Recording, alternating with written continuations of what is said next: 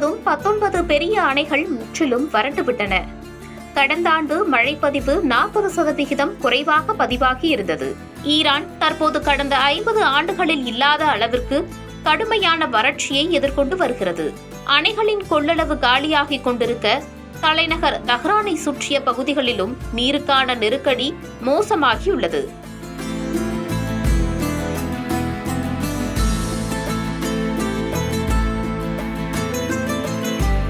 மழையை வரவைக்க cloud seeding முயற்சியை Iran அதிகாரிகள் தொடங்கியுள்ளனர். ஈரானில் பல ஆண்டுகளாக நிலவி வரும் மிக மோசமான வறட்சியை சமாளிக்கும் முயற்சியாக மழையை தூண்டுவதற்காக அதிகாரிகள் மேகங்களின் மீது சில்வர் அயோடைடு, பொட்டாசியம் அயோடைடு உள்ளிட்ட ரசாயனங்களை பறக்கும் விமானங்களின் மூலம் தெளித்துள்ளனர். இந்த ரசாயனங்கள் நீர்த்துளிகள் உருவாவதை விரைவுபடுத்த உதவுகின்றன, மழை பெய்யும் வாய்ப்புகளை அதிகரிக்கின்றன.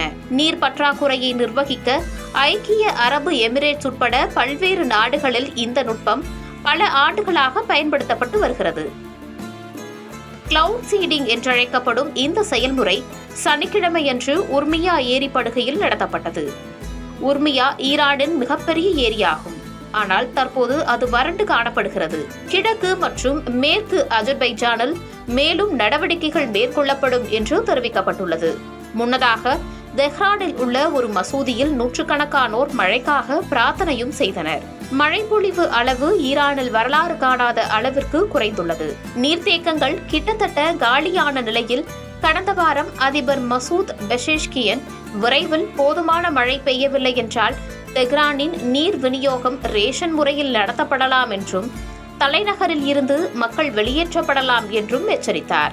அதிக அளவு தண்ணீரை பயன்படுத்தும் வீடுகள் மற்றும் வணிகங்களுக்கு அபராதம் விதிக்கும் திட்டங்களையும் அதிகாரிகள் அறிவித்துள்ளனர். இதுகுறித்து ஈரானின் தேசிய வானிலை மையம் கூறுகையில், நாடு முழுவதும் மழைப்பொழிவு நீண்டகால சராசரியுடன் ஒப்பிடும்போது சுமார் 89% குறைந்துள்ளது.